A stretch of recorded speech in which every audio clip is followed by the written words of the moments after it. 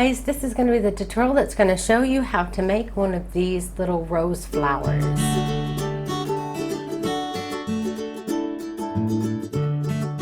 And to do this project I used acrylic yarn. It's anti-pilling so it won't fuzz up after a while, and it's 4-ply for the US, 10-ply for Australia. I also used a 5mm hook or a size H hook. And it takes just a very small amount of yarn, so this is a great scrap yarn project. Okay, to begin, you want to make sure that you leave a little bit of a tail on the end to hide so that it won't be sticking out. So create your slip knot a little bit farther down. And you want to do a chain of 50. You can do other size chains if you want to make smaller size flowers. But to make this size, you need to do a chain of 50. So go ahead and chain 50, and I'll see you when you get back here. Okay, once you have your chain of 50, actually maybe I should switch the color of my hook. I'll switch to another 5mm hook, just because it's too close to the color. It's confusing. Anyway, so once you've got your size 50, I should say your chain of 50, you want to go into the second chain from the hook, so not the first chain but the second chain, and you want to do a single crochet and then chain 2. Then you're only going to skip one chain and then go into the very next chain, so you'll only be skipping one, and you'll be doing a single crochet in that next stitch and then chain 2. So you're going to be doing single crochet, chain 2 in every other chain.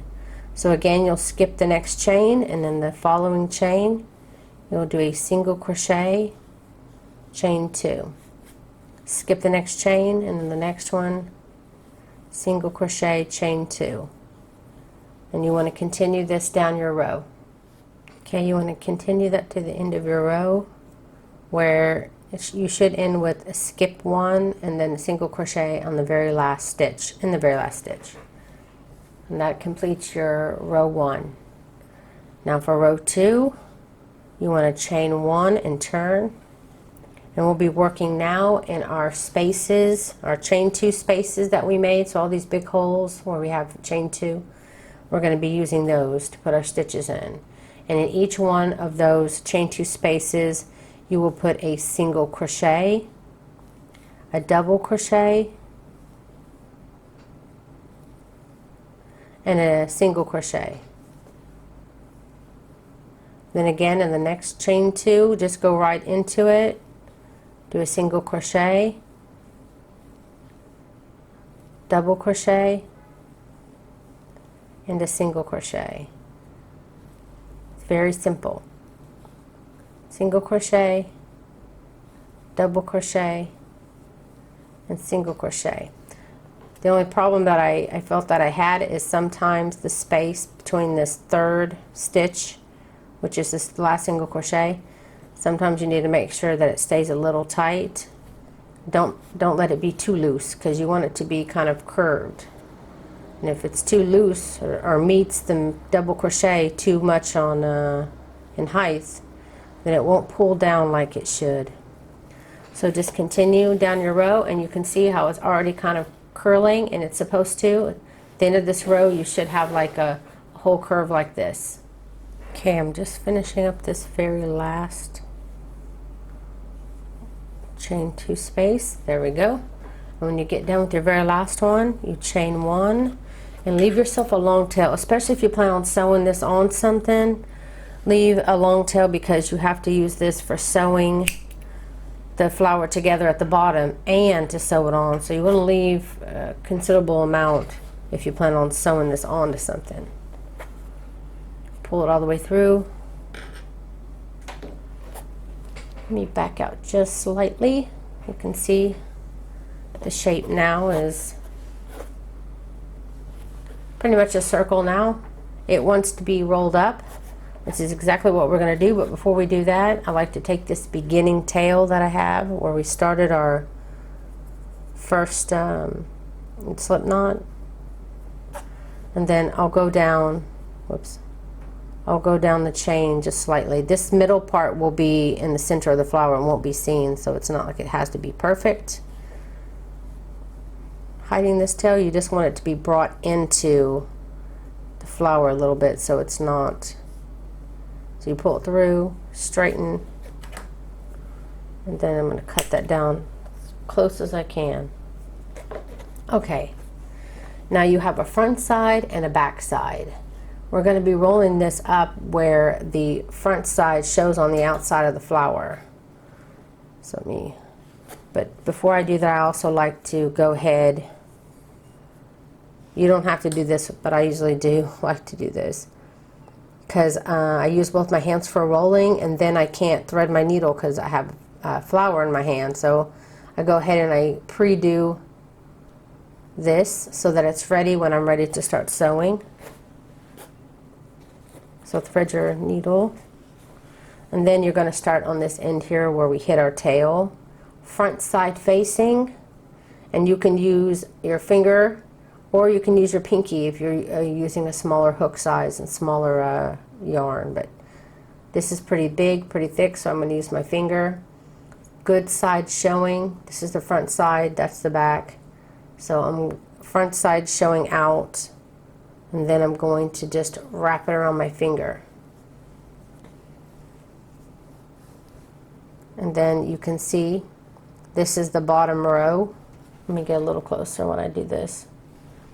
You can see this is the bottom row, and as I bring it around, I'm bringing it around equal to that bottom row as best as I can.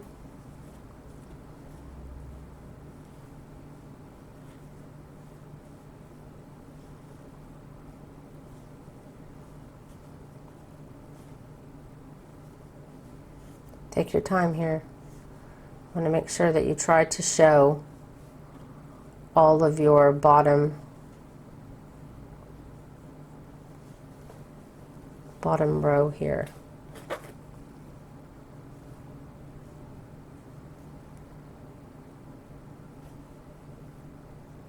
There, I've got all my bottom rows here.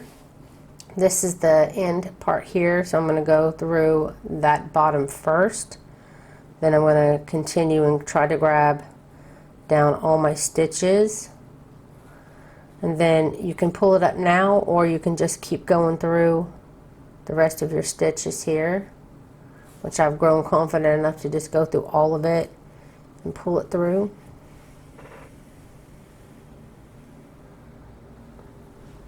And then I go a few stitches over to the side, and I do it again. Go through all those stitches, all those bottom stitches only. And then I'm going to go through here a little bit, over to the left a little bit, because this side over here to the left has not been grabbed. I'm trying to slowly at least get a place around each of them where they're secure.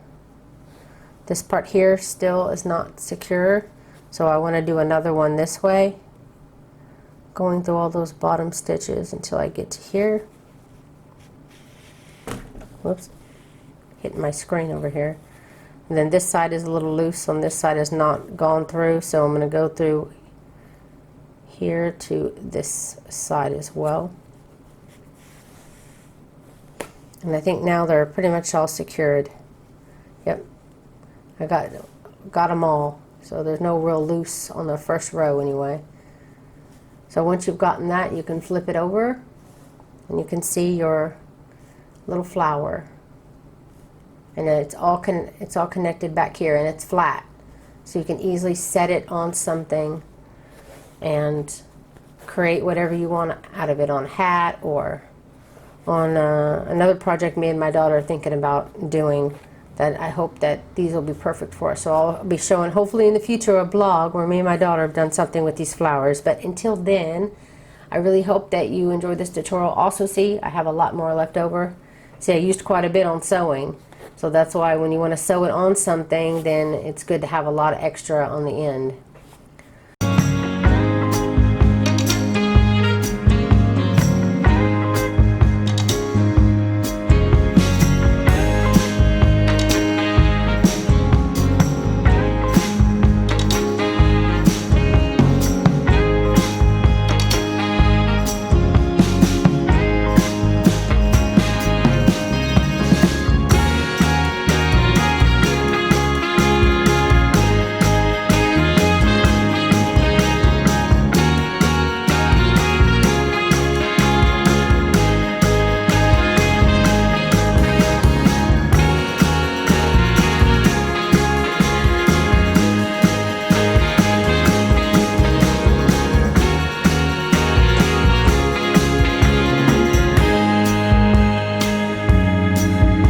So that's it, guys. I really hope you enjoyed this tutorial. If you did, please don't forget to click like and share and comment down below. It helps me out so much. If you want to be notified whenever I release a new tutorial, you can click that little bell button next to the subscribe button on my main YouTube page and always be notified whenever I release a new tutorial. Also, if you wanted to know what kind of hook this is a wooden furls hook. You can find that link down below if you want to get one yourself. Also, I have two groups on Facebook. One is called Crochet for the Masses, which is more of a private group where we like to share our photos and do quizzes and everything else. It's more of the fun group. And then I have a Crochet Zone Public, which is more public group where we share, me and other designers will go there and share links to our patterns that we're releasing, links to old patterns, patterns for sale, you know, it has all that stuff, but it's mainly a link a place for the designers to share links to their stuff. So if you always want to be up to date on what's being shared out there from the designers, then I recommend you go check that out. So that's it, guys. Thank you so much. You can find all those links down below. Thank you so much for watching.